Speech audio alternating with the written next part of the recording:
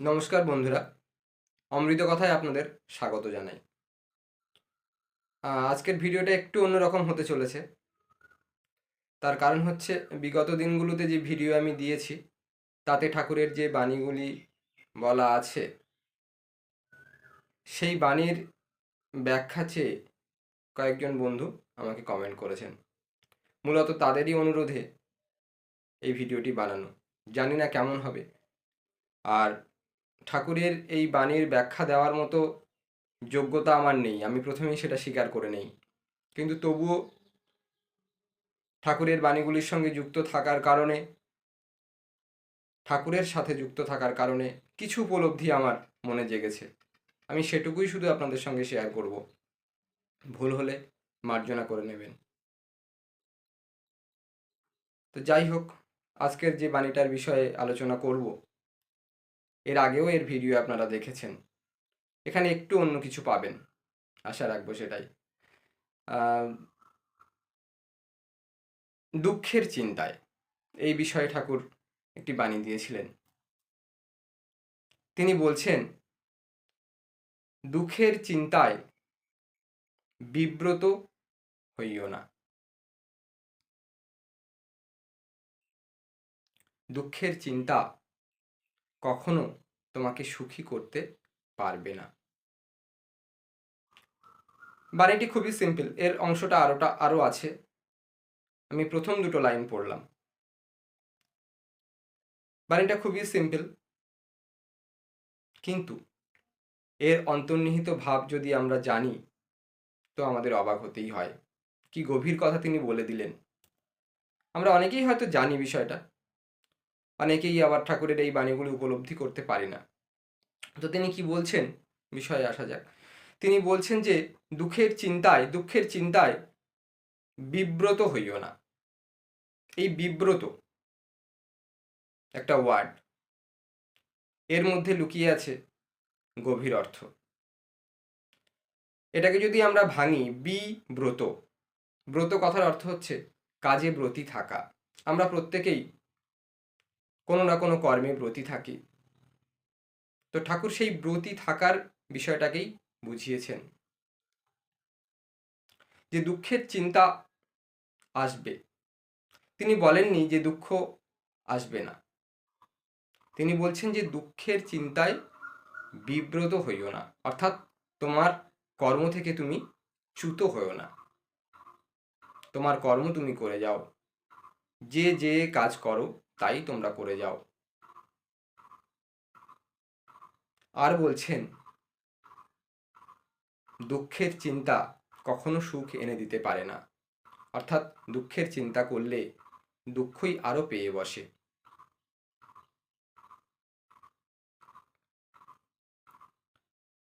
তাই দুঃখের চিন্তায় কর্মচ্যুত আমরা হব না।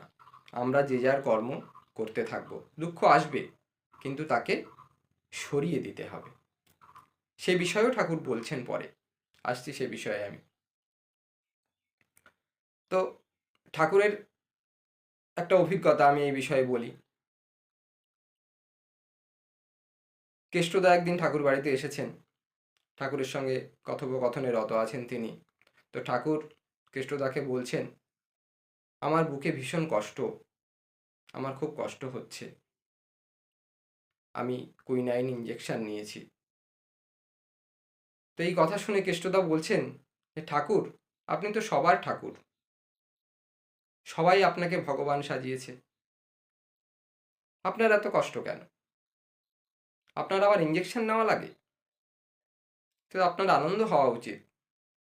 আপনি সবাইকে, সবার দুঃখ নিরাকরণ করবেন। ঠাকুর তখন বলছেন, সামনে ওই বাবলা গাছটা দেখো, ওর শরীরে বিরাট বড় একটা ক্ষত, কিন্তু সেই ক্ষত নিয়েও সে বেড়ে উঠছে।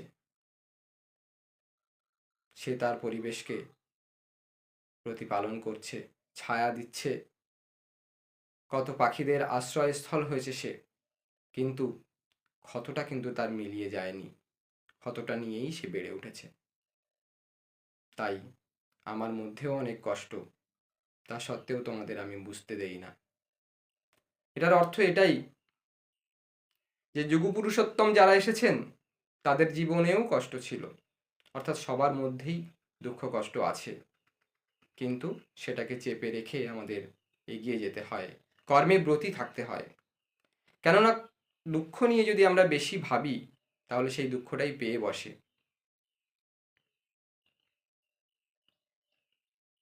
অ্যাকচুয়ালি সুখ দুঃখ তো পরিবর্তনশীল, কখনো দুঃখ আসবে, কখনো আবার সুখ আসবে, পরিবর্তনই জগতের নিয়ম।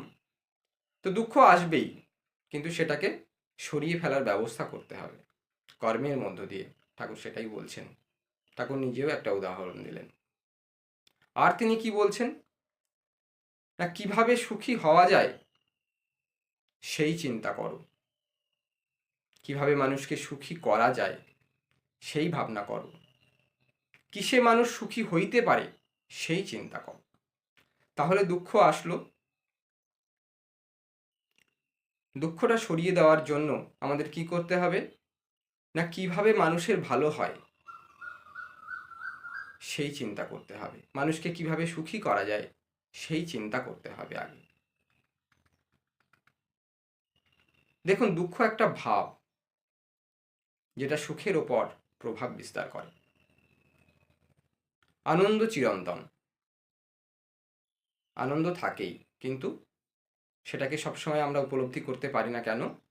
দুঃখ তার উপরে চেপে বসে তাই।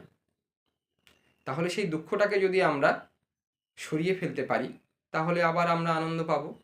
তাই ঠাকুর বলছেন যে কিসে মানুষ আনন্দিত থাকে সেই চিন্তা কর।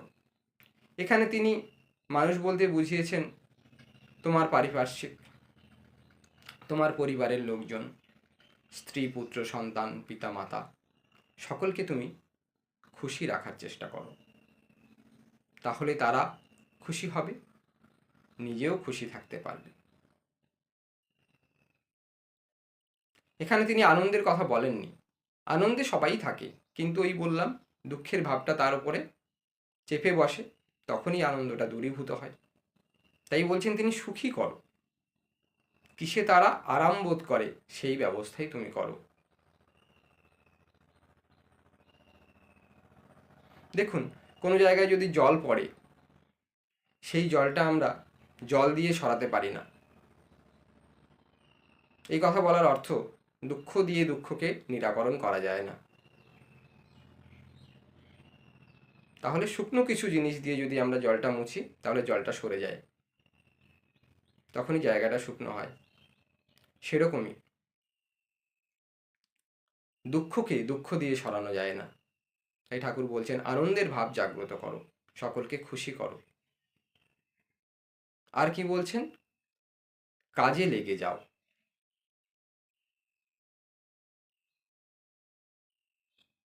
কর্ম করো,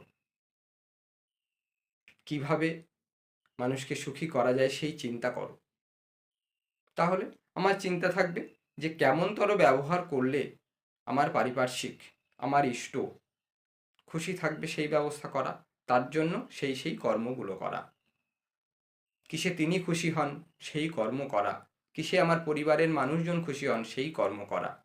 তাহলে দেখা যাবে সেই পরিবারের মানুষটি যখন খুশি হচ্ছেন, সেই খুশি আমার মধ্যেও চারিত হচ্ছে, আমিও আনন্দিত বোধ করছি। এইভাবেই আমরা দুঃখকে সরিয়ে ফেলতে পারবো, সকলেই আনন্দে থাকতে পারবো। ইষ্টকে প্রতিষ্ঠা করাই আমাদের কাজ, এবং তাতে আমার ইষ্ট দেবতা খুশি হন, তাহলে সেই কাজই আমি করব। আমি নিজে খুশি থাকবো, ইষ্টকে খুশি করতে পারবো, দুঃখেরও নিরাকরণ হবে। ঠাকুরের বাণীর এটাই উদ্দেশ্য। যাই হোক, চেষ্টা করেছি এই বাণীটির ব্যাখ্যা আমার মতো করে, আমার উপলব্ধি দিয়ে দেওয়ার। জানি না কেমন লাগবে, নতুন এই প্রচেষ্টা আপনাদের কেমন লাগছে তার প্রত্যাশায় থাকলাম। কমেন্ট করে অবশ্যই জানাবেন। এই জাতীয় ব্যাখ্যাযুক্ত বাণী পরবর্তীতে আমি তাহলে দেওয়ার অনুপ্রেরণা পাব। আর এমনই বাণী শোনার জন্য অবশ্যই আমার অমৃত কথা ইউটিউব চ্যানেলটি আপনারা সাবস্ক্রাইব করে রাখবেন, আর অমৃত কথা ফেসবুক পেজটিও ফলো করবেন। পরবর্তীতে এমনই অমৃতময় বাণী আপনারা শুনতে পাবেন। আর ভিডিওটি ভালো লাগলে অবশ্যই লাইক করবেন এবং বেশি বেশি করে বন্ধুদের মধ্যে শেয়ার করে দেবেন, যাতে এই বাণীটি তাদের জীবনে কোনো কিছু পরিবর্তন ঘটাতে পারে। আজকের মতো এটুকুই।